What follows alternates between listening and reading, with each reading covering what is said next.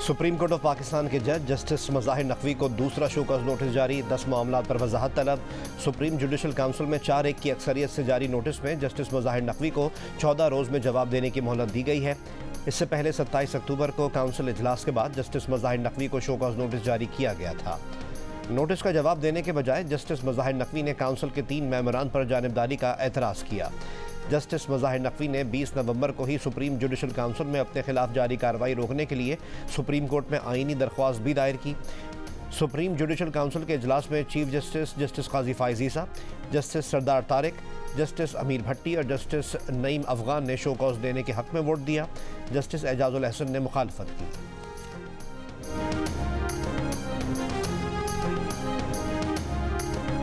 ये हमारा जो पीडीएम का हुकूमत था, 18 साल का जिनके हमने साथ दिया, 18 साल खुदा ना खास्ता 18 साल 18 महीने कामयाब अगर नहीं हुए तो क्यों नहीं हुए?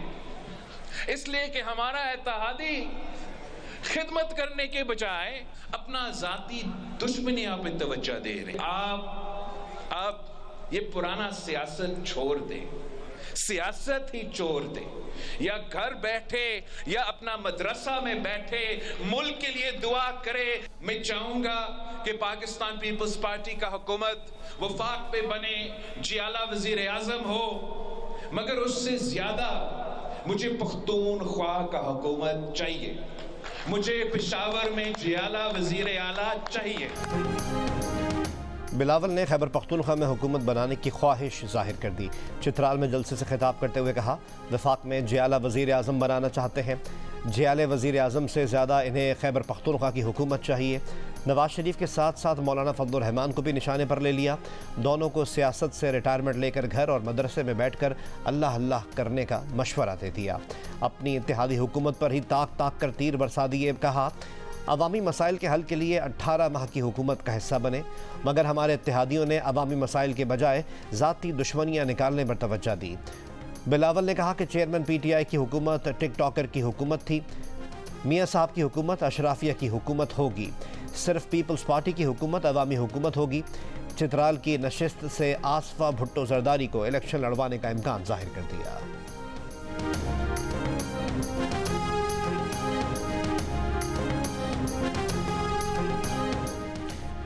नवाज शरीफ ड्राइविंग सीट पर आ गए। मरी में मरीम नवाज के हमरा गाड़ी चलाते हुए नवाज शरीफ शहरियों के नारों का हाथ हिलाकर जवाब देते रहे। मियां मोहम्मद नवाज शरीफ ने कश्मीर पॉइंट की क़यामगाह से छांगला गली की जानिब सफ़र किया। इस दौरान मरीम नवाज से कुलसूम नवाज की यादों का तस्करा करते हुए बताया कि वो और कुलसूम मरी से छांगला गली तक पैदल जाते थे। हम रास्ते में आने वाली चढ़ाइयाँ बहुत तेज़ चढ़ते थे।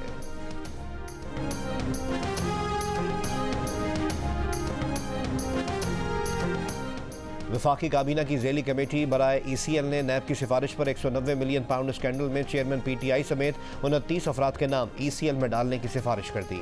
बुशरा बीबी, जुल्फी बुखारी और शहजाद अकबर का नाम भी ECL में शामिल करने की सिफारिश की गई है। ज़ेली कमेटी की सिफारिशात हतमी मंजूरी के लिए निगरान वफाकी काबीना को इरसाल की जाएंगी। 190 मिलियन पाउंड स्कैंडल केस में नैब टीम चेयरमैन PTI से तफ्तीश के बाद अडियाला जेल से चली गई। नैब टीम ने चेयरमैन PTI से तकरीबन 5.5 घंटे तफ्तीश की।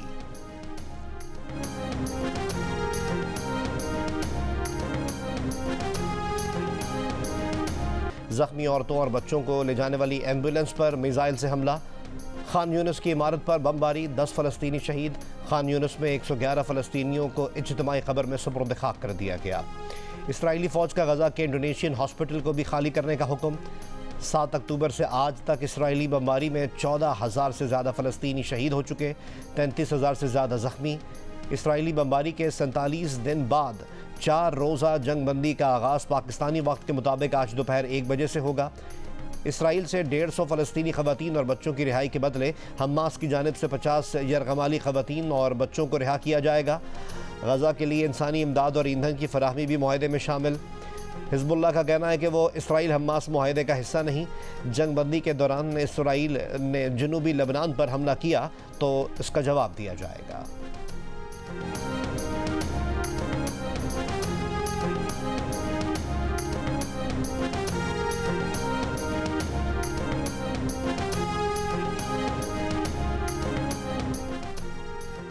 पीपल्स पार्टी के सेनेटर वकार अहमद ने शहबाज शरीफ से मुलाकात में नून लीग में शमूलियत का ऐलान कर दिया।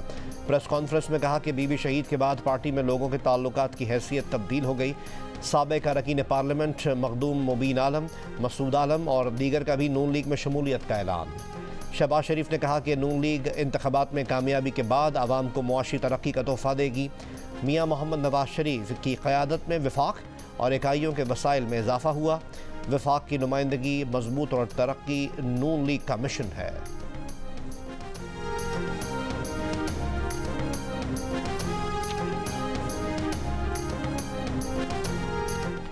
बहरिया टाउन कराची केस में 190 मिलियन पाउंड अदायगी से मुताल्लिक अहम पेशरफ्त। मुताल्लिका बैंक ने दस्तावेज़ात सुप्रीम कोर्ट ऑफ पाकिस्तान में जमा करवा दी।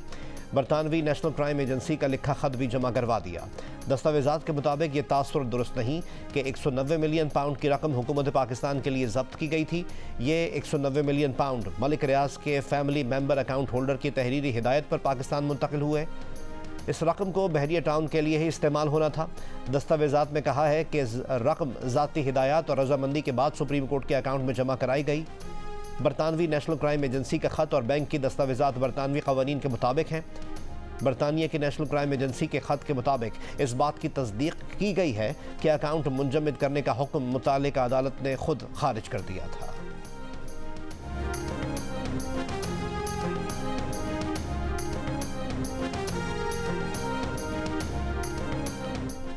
वफाकी वज़ारत बैनुस्सूबाई राब्ता ने PCB को जल्द चेयरमैन का इलेक्शन कराने के लिए ख़त लिख दिया।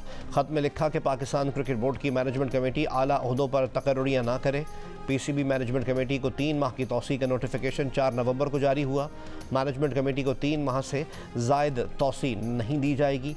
कमेटी बोर्ड ऑफ गवर्नर्स तश्कील दे और जल्द से जल्द चेयरमैन PCB का इलेक्शन करवाए, अपना टास्क पूरा करें और वजारत को रिपोर्ट दें। मैनेजमेंट कमेटी की जानिब से आला ओहदे पर तकर्रुरियों को इख्तियारात का गलत इस्तेमाल समझा जाएगा।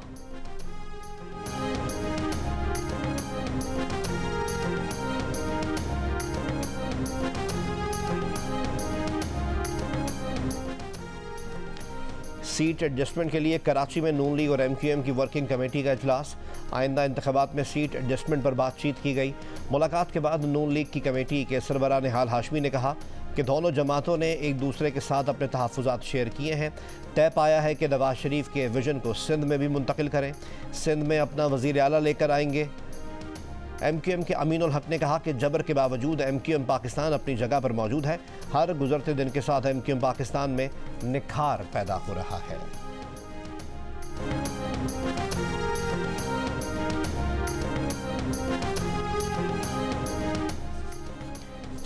सुप्रीम कोर्ट ऑफ पाकिस्तान ने साइफर केस में चेयरमैन PTI की दरख्वास्त ज़मानत पर रियासत और वजारत दाखिला को नोटिस जारी कर दिए।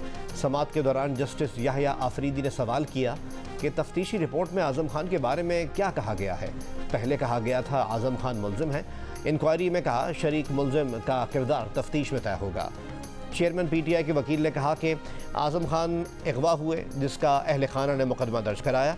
फिर हैरान कुन तौर पर आज़म खान का 164 का बयान सामने आ गया। आज़म खान को मुल्ज़िम से इस्तगासा का गवाह बनाया और असद उमर को छोड़ दिया गया।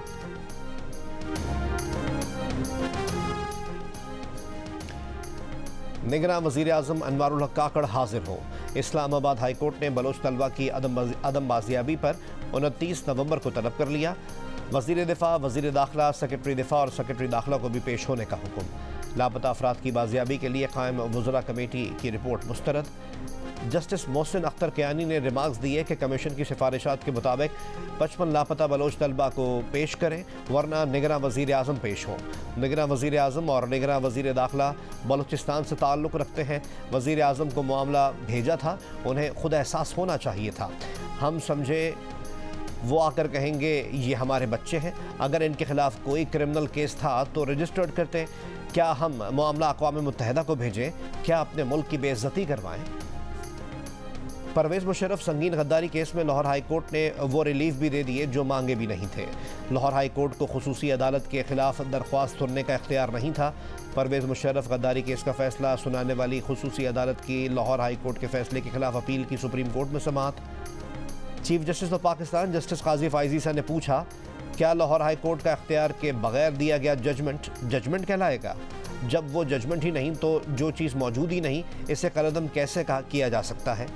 वकील हामिद खान ने कहा, जस्टिस मज़ाहिर अकबर नकवी की सरबराही में लाहौर हाई कोर्ट के सामने हुकूमत, वकील और अदालती मुअव्विन सब एक पेज पर थे। जस्टिस मंसूर बोले, अली ज़फ़र अदालती मुअव्विन थे, उन्हें इंडिपेंडेंट होना चाहिए था, क्या वो भी एक पेज पर थे? केस की मज़ीद समाअत 28 नवंबर तक मुलतवी कर दी गई।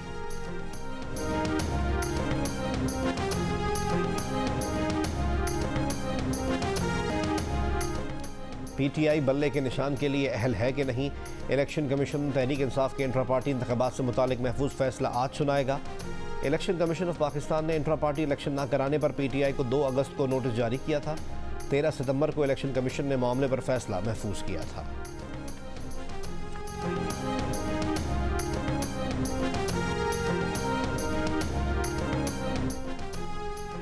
मियां नवाज शरीफ के रास्ते की तमाम कानूनी रुकावटें दूर हो गईं। रहनुमा मुस्लिम लीग नून अता तारड़ की प्रोग्राम कैपिटल टॉक में गुफ्तगू। कहा, मियां नवाज शरीफ की ताहयात नाअहली की सज़ा को कानून साजी के जरिए 5 साल की नाअहली में तब्दील किया जा चुका। अब कोई सियासतदान 5 साल से ज़्यादा नाअहल नहीं रह सकेगा। तर्जुमान तहरीक इंसाफ नईम हैदर पंजोता ने कहा कि मियां नवाज शरीफ की नाअहली की सज़ा बरकरार है, क्योंकि आर्टिकल 12 के तहत जिस वक्त जुर्म हुआ है उस वक्त का कानून लागू होगा। बोले, सुप्रीम कोर्ट के फैसले को महज इलेक्शन एक्ट के अंदर तरमीम करके रद्द नहीं किया जा सकता, लिहाजा मियां मोहम्मद नवाज शरीफ की ताहयात नाअहली की सज़ा बरकरार है।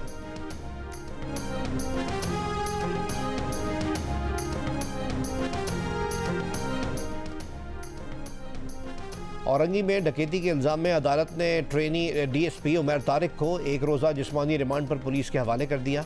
अदालत में उमैर तारिक के वकील ने मौक़िफ़ अपनाया कि DSP ज़ेर तरबियत है, ये किसी ऑपरेशन में जा ही नहीं सकता। नए आने वाले DSP को जानबूझकर नामज़द किया गया। SSP इमरान कुरैशी पर माजी में भी ऐसे इल्ज़ामात लगते रहे हैं। वाक़े पर मुतल्लिका SSP साउथ इमरान कुरैशी को ओहदे से हटा दिया गया। औरंगी के वाक़े पर दर्ज FIR के मुताबिक 2 करोड़ रुपए नकद और 70 से 80 तोले सोना लूटा गया। बाद में SHO डिफेंस ने थाने बुलाकर 1 करोड़ 3 लाख रुपए और 50 तोले सोना वापस किया।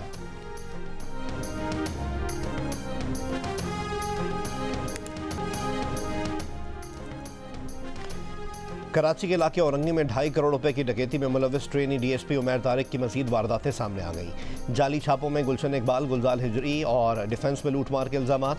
मुतासरा शहरी मंसूर शेख के मुताबिक उमैर तारिक ने 15 से ज़ायद एहलकारों के साथ पहले गुलशन इकबाल में इसके भांजे के घर पर छापा मारा, फिर गुलजार हिजरी में इसके घर छापा मारा। 1.5 लाख रुपए, प्राइस बॉन्ड, घड़ियाँ, पिस्तौल और मोबाइल फ़ोन साथ ले गए। उठाकर थाने ले आए, मजीद रकम तलब की, सबूत ना मिलने पर छोड़ दिया। डिफेंस में एक पान वाले ने भी DSP पर 2.25 लाख रुपए का सामान छीनने का इल्ज़ाम लगा दिया।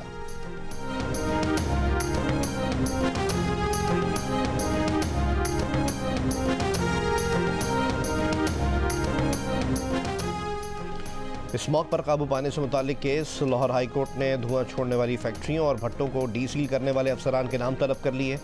जस्टिस शाहिद करीम ने रिमार्क्स दिए कि 1-2 अफसरान के खिलाफ कार्रवाई होगी तो सब ठीक हो जाएंगे। अदालत ने स्मॉग के इंसदाद के लिए कमिश्नर लाहौर के इक़दामात को सराहा। जस्टिस शाहिद करीम ने कहा कि इक़दामात के बायस स्मॉग में कमी वाक़ई हुई है।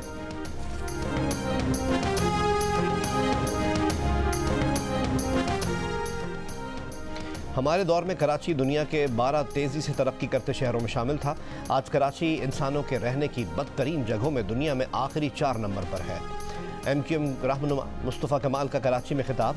बंस रोड पर इंतखाबी दफ्तर का इफ्तिताह करते हुए कहा कि हमारे घरों में पीने का पानी आता नहीं और सीवरेज का पानी घर से जाता नहीं।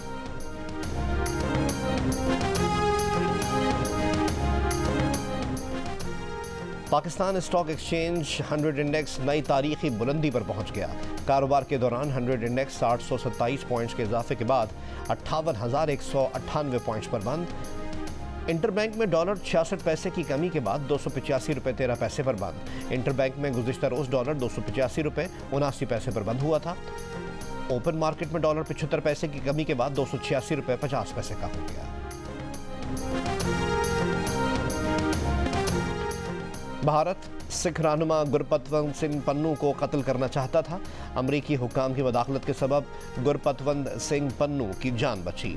बरतानवी अखबार फाइनेंशियल टाइम्स का तहलका खेज इंकशाफ। रिपोर्ट के मुताबिक अमरीकी इंटेलिजेंस ने गुरपतवंत सिंह के कत्ल की भारतीय साजिश नाकाम बनाकर भारत को भी खबरदार किया।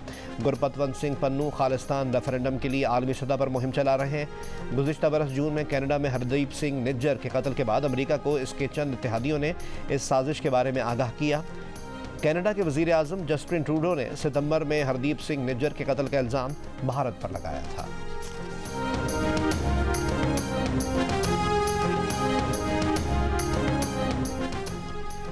भारतीय वज़ीर आज़म नरेंद्र मोदी का गजा में आरजी जंगबंदी का खैर मकदम G20 के वर्चुअल सरबराही इजलास से खिताब में कहा कि शहरियों की अमवात कहीं भी हों काबिल मुसम्मत हैं। उम्मीद है तमाम यरगमाली जल्द रिहा हो जाएंगे।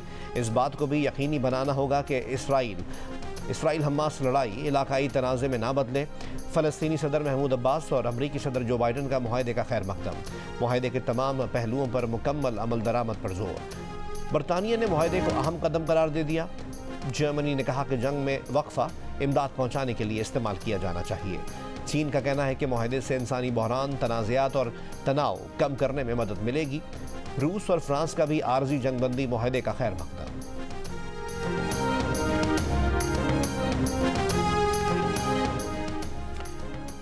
गजा में फ़लस्तीनियों के जानी नुकसान के सोग में बैतलहम में क्रिसमस की तकरीबात मनसूख। क्रिसमस सादगी से मनाई जाएगी। गजा के फ़लस्तीनियों के लिए दुआया इज्तिमात होंगे। मगरबी किनारे में इसराइली फ़ौज की कार्रवाई, 6 फ़लस्तीनी शहीद। फ़लस्तीनी अहदेदार के मुताबिक इसराइल हमास मुआहदे के तहत यरगमाली और कैदियों का तबादला इस महीने एक और बार दोहराया जाएगा। 100 इसराइली यरगमालियों के बदले 300 फ़लस्तीनी कैदी रिहा होंगे। इसराइल ने हमास के साथ फायरबंदी डील बाइडन इंतजामिया के बेइंतहा दबाव की वजह से मंजूर की। अमरीकी जरीदे की रिपोर्ट के मुताबिक डील के पीछे अमरीकी सदर बाइडन के सीनियर मुशीरों का एक खुफिया सेल था। सदर बाइडन को उम्मीद है कि फायरबंदी के बदले मुग़वियों की रिहाई और खित्ते में वसीतर अमन की जानिब एक कदम हो सकता है। फायरबंदी डील इस बात की भी अक्कासी करती है कि वाइट हाउस और इसराइली वज़ीर आज़म नेतन्याहू के दरमियान खलीज बढ़ रही है।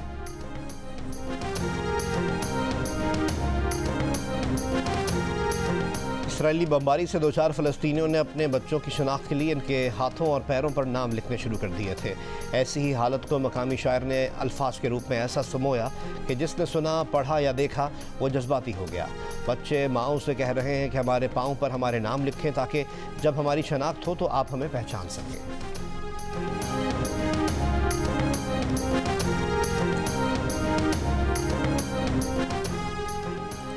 दौरे ऑस्ट्रेलिया के लिए पाकिस्तान टेस्ट स्क्वाड के खिलाड़ी इस्लामाबाद पहुंच गए। आज से 28 नवंबर तक रावलपिंडी क्रिकेट स्टेडियम में तरबियती कैंप लगेगा।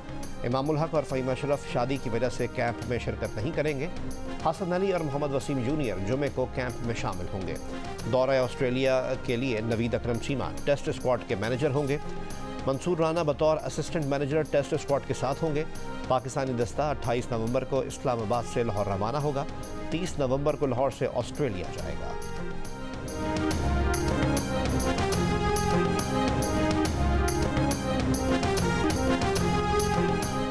और काबिल एतमाद रिश्ता ऐप दिल का रिश्ता के सारिफीन की तादाद 20 लाख हो गई। बर्क रफ्तारी से बढ़ती तादाद ने ऐप को पाकिस्तान की नंबर 1 ऐप बना दिया। रिश्ता ऐप पर सारिफ की मुकम्मल प्राइवेसी का ख्याल रखने वाले बेहतरीन फीचर्स मौजूद हैं, जिसने किसी भी किस्म के फ्रॉड और गलत मालूमात की गुंजाइश को ख़त्म कर दिया है। रिश्ता ऐप दिल का रिश्ता पूरी दुनिया से हर प्रोफेशनल, ज़ात और बरादरी के रिश्ते ढूंढने में मदद कर रही है।